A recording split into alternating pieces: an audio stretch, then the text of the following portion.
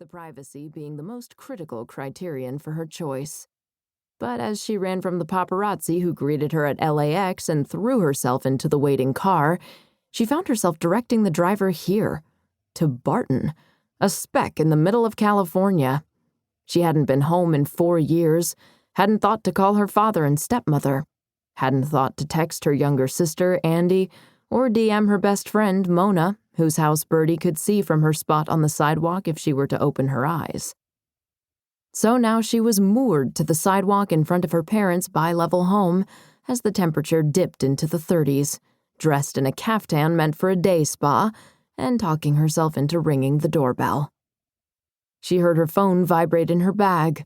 Sydney, her agent, or Imani, her publicist. She should tell them she bolted, that she would miss their lunch tomorrow at the spa to remaneuver their next steps.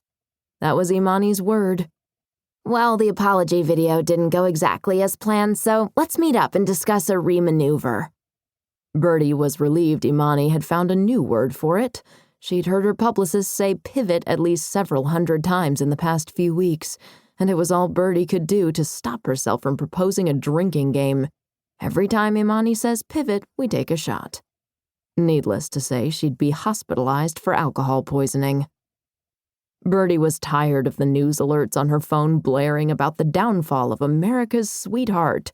She was tired of being a piñata for gossip sites, tired of getting dragged over hot coals because she couldn't take Sebastian Carroll's on-set bad behavior for even one more second, which was the only reason she threw a fit in the first place. Sebastian Carroll of the famed Carroll brothers duo, spawn of the famous director Milo Carroll, was known to be handsy.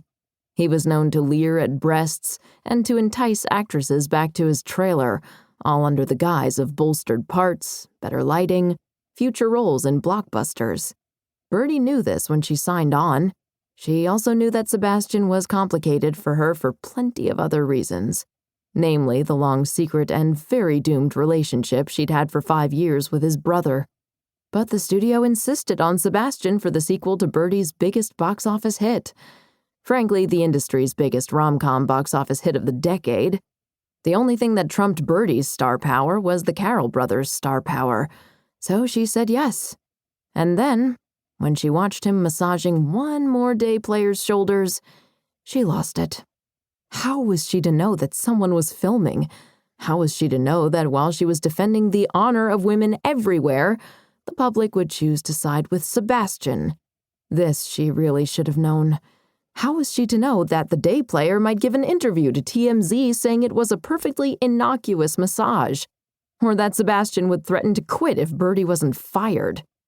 Since Love Grenade couldn't work without Birdie or without Sebastian, according to the studio, they shuttered the film entirely.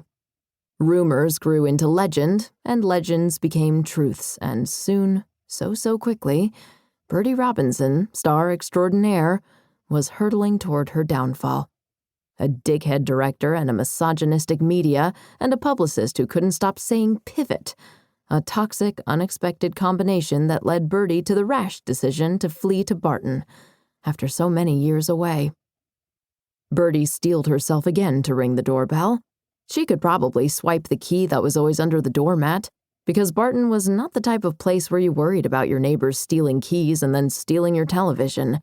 But she didn't want to startle her parents. Walking in unannounced after 4 years, her father and Susanna were professors at the state university about 20 miles south. 2 brainy peas in a pod, Susanna used to say, and Birdie, too young to understand that she didn't mean this literally, always envisioned them as green and round and pressing up against each other, which at the time she found disgusting.